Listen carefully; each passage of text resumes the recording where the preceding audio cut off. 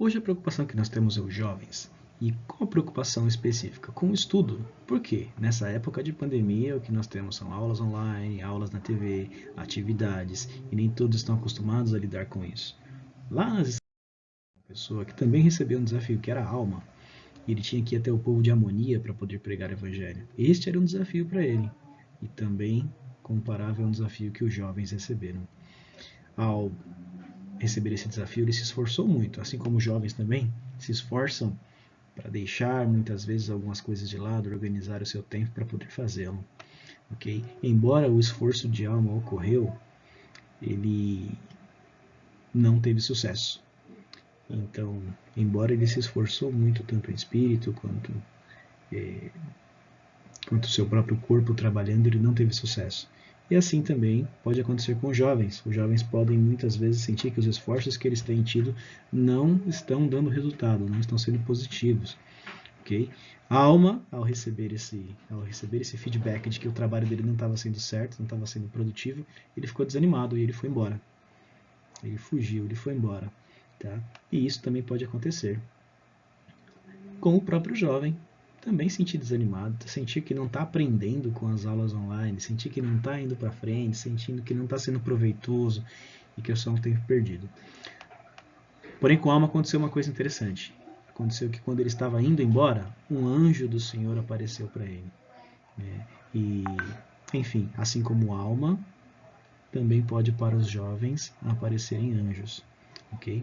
E esse anjo que apareceu para a alma disse para ele que ele tinha que levantar a cabeça, não desanimar, seguir em frente e todas essas coisas, né? Encorajou ele. Da mesma forma também, esse anjo disse uma coisa interessante. Eis que fui o enviado para ordenar-te. Aquele anjo tinha uma missão específica. Além de encorajar, ele ordenou a alma que retornasse e continuasse aquele trabalho. Okay? Muitas vezes, os jovens de hoje, para continuarem e terem progresso nos seus estudos, eles precisam também de um anjo. E esse anjo, ele não pode pedir, se der você faz essa lição, se der você estuda essa aula, se der você acorda mais cedo, quando você puder. Não. Esse anjo também, em dado momento, precisa ordenar, determinar o que precisa ser feito. Okay? E uma coisa interessante, será que a alma queria obedecer o anjo? E a resposta é muito simples. Não, ele foi cuspido, ele foi expulso, ele não queria obedecer o anjo.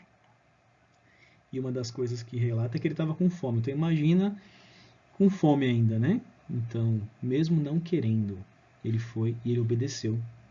Mesmo não querendo. Então, muitas vezes os jovens, será que os jovens eles querem? Então, quando eles não querem, será que nós, como pais, o que precisamos fazer? Ah, tá bom, então quando você der, então tá bom, a vida vai te ensinar lá na frente? Não. Nossa responsabilidade é ser mais firmes do que simplesmente pedir. É ser mais firmes e ajudar isso a acontecer. Ok? Então, uma coisa muito importante que eu aprendi algumas semanas, ele fazia com os filhos dele. Tá? Então, assim, obedecer. O que nós precisamos obedecer? O que os jovens têm que fazer, então, né? Primeira coisa, os jovens precisam de uma rotina. Então, muitas vezes um jovem de 14, 15, 16 anos, ele não tem ainda a maturidade para poder estabelecer a rotina por não ter aprendido ao longo da vida. Então, os pais precisam dessa força para os filhos, de ajudá-los a definir qual a rotina de estudo. Aqui tem uma imagem de uma programação de aulas. Então, de acordo com as aulas que ele tem que assistir na televisão e no celular, é possível também estabelecer a rotina de horário para poder assistir essa aulas, de fazer atividades, de poder contribuir com a organização da casa, de poder se divertir também. Enfim, essa rotina ela precisa acontecer. Os pais precisam conhecer essa rotina, ajudar os jovens a organizar e não só isso, mas também acompanhar. Não adianta nada fazer tudo isso e largar na mão deles. Eles não têm a maturidade para tal ainda. Okay? Esse é o homem que eu tinha falado anteriormente, né? Eu trabalhei com ele no passado e ele encontrou conosco alguns dias atrás, virtualmente, e ele disse que com os filhos dele ele precisou estabelecer algumas regras, e uma delas fazia referência àquilo que acontece de noite. E então ele criou um toque de recolher para o celular, onde os filhos dele todos os dias deixavam o celular no horário 10h30, 11 horas lá com ele, e aí então os filhos iam dormir sem o celular. Ok? Então, por quê? Muitas vezes os jovens de hoje em dia, eles vão dormir 2, 3, 4 horas da manhã por causa do celular na mão. Isso mostra, na realidade, que eles são imaturos para poderem ter essas escolhas. Imaturos, então eles precisam da ajuda dos pais para isso. Os jovens precisam da ajuda dos pais. Okay? E aí, o último conselho, então, é que os pais precisam estar presentes. Então, precisam estar lá com o filho. E presente sem celular, porque presente com celular significa cada um fazendo uma coisa diferente. E é um tempo por semana para isso. E é um tempo para brincar. E por que brincar? Porque em meio a uma atividade é onde os jovens e os pais se sentem confortáveis para poder falar sobre algum assunto. E conversar, sim, sobre como vai esse plano, como vai a rotina, planejar algo futuro. Ok? E aproveitar esse tempo em si para poder desfrutar de uma coisa maravilhosa que nós temos, que é poder ser feliz nessa terra.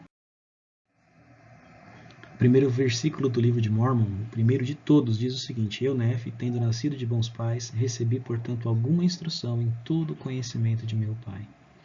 Gostaria que meus filhos pudessem dizer isso para mim um dia, que eu procurei transmitir para eles tudo aquilo que eu sabia e aquilo poder de alguma forma contribuir. Compartilho que com 14 anos eu tinha uma experiência. Eu tinha um trabalho que eu adorava fazer, eu era office boy, e uma vez por mês o meu trabalho exigia que eu fosse para o litoral de São Paulo. Santos, São Vicente, Praia Grande e tal, e isso me fazia sair de casa às 5 horas da manhã, e enfim, eu adorava, era uma vez por mês. Mas na volta desse trabalho, ao sair de Itanhaém 5 horas da tarde, eu chegava na escola por volta das 8. Então, eu chegava e entrava na segunda aula. Então isso aconteceu 1, 2, 3 meses, e ainda assim eu adorava o meu trabalho, mas aconteceu que meu pai me chamou e ele falou: olha, você vai sair do trabalho. E eu falei: como? O quê? Por quê? Eu? Nada, não vou sair não, por que não? Por que eu vou sair do trabalho? Eu já comprei uma bicicleta parcelada, eu tinha um BIP, BIP da Teletrim, e eu tinha que pagá-lo mensalmente. Eu disse para meu pai: eu já tenho dívidas, eu não posso sair do trabalho, eu tenho que pagar as minhas contas.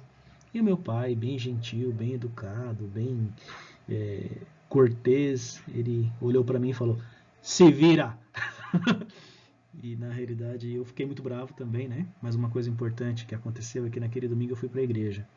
Eu era só um jovem de 14 anos, meus pais não frequentavam a igreja. E eu me lembro que no meio da aula dos rapazes naquela semana, era um tema bem interessante, né? Então a gente estava lá todos envolvidos na aula, mas de repente o presidente dos rapazes ele olhou para nós e ele falou: jovens, quero dizer uma coisa para vocês. Meu super-herói é meu pai. E eu aprendi que eu tenho que obedecer aos meus pais, mesmo que pareça que eles estejam errados. Quando ele falou aquilo, meu coração apertou. E eu sabia que aquilo era uma resposta de Deus para aquela situação que eu estava vivendo. Eu sabia. No dia seguinte era uma segunda-feira, eu trabalhei o dia inteiro, normalmente. E eu tinha uma confiança tão grande dos meus empregadores que eu nem precisava ir para o meu trabalho, ir para o meu escritório. Eu saía já com o trabalho para realizar durante o meu período na rua e eu ia direto para minha casa depois e eu somente relatava para eles no final do dia como foi o meu trabalho.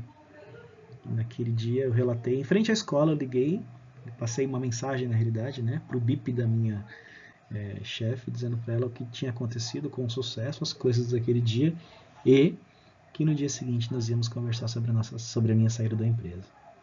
E eu saí da empresa então e eu tive uma experiência muito boa em obedecer aos meus pais. Então eu sei que jovens, muitas vezes como eu, podem ter uma visão limitada. E é necessário sim essa visão mais aperfeiçoada dos pais.